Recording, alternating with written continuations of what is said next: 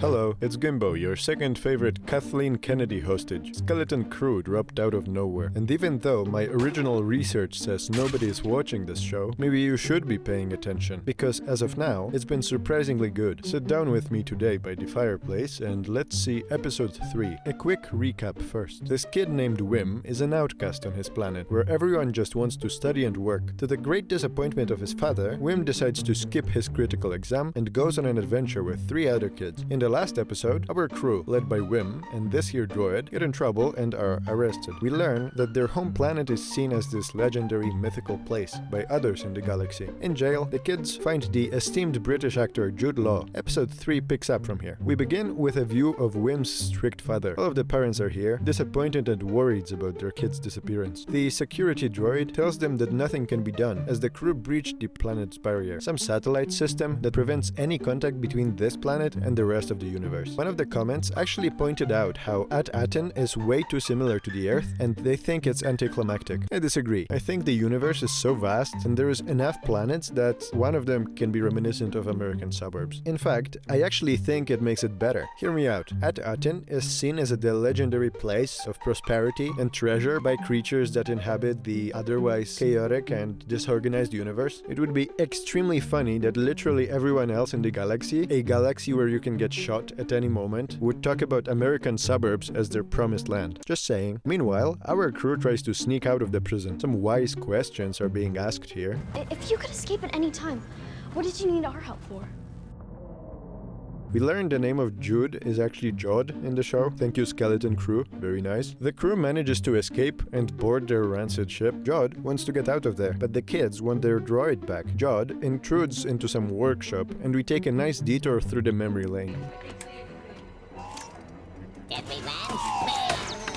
Come on, this is beautiful. We also learned that Jod was in fact the pirate captain. You know, the one from the beginning of episode 1 who fell out of favor with his crew because there was nothing in the vault. Not that he could have known that. Anyway, Jod gets held up and the kids get impatient on board the ship. Soon, Jod arrives in style and they make for the stars once again, but not before making a huge mess. The droid is back and he creeps Jod away a bit. And now for the most relatable exchange in Star Wars history. Like, what does your mom do? Mine are analysts. So what do they analyze? The kids go to sleep and this happens. They reach a distant moon where Jod is supposed to meet a friend, but he's acting a little suspicious and wants to hide the ship. Shout out here to the props department for doing a great job at the 80s computer aesthetic. The crew enter a hoarder's den and are greeted by this horrendous CGI creature. That's the first big L in this show. Judging from a few shots back, where it wasn't revealed who it is, just the legs, I was hoping the Trandoshan lady from the Bad Batch may make a live-action debut, but apparently no. We get a weird space owl instead. But at least she explains us some of the lore. Your home has been purposely hidden from the rest of the galaxy. There is no map. I may be nitpicking here, but it does feel a little artificial that they are lost and they need to find their planet. I mean, that piece of ship should have some logs of the last few journeys at the very least. In any case, the stupid owl tries to figure out a way to find the planet, and we are treated to this wonderful piece of dialogue. Any nearby planets? In school we learned about Coruscant and Alderaan. Alderaan?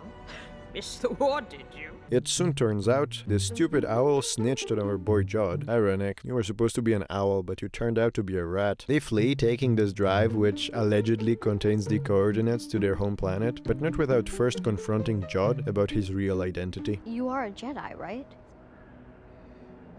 I never actually said that. A pursuit breaks out with 2 X-Wings, and Wim wants to execute some pilots with a wide smile on his face. They eventually break away, and the episode ends. Skeleton Crew continues to go extremely hard. This is just a joy to watch, though I was able to poke some holes in the logic this time around. And I hate this stupid owl. Hope it doesn't come back. It got squished there a little bit, but it didn't die. I hope it dies from complications later. I hate the owl, okay? Either way, the show is still extremely good. Go watch it if you can. I feel like really good shows like this one need to get higher ratings than the ones that are just hate-watched. You know what I'm talking about. I will see you next week in episode 4. Goodbye.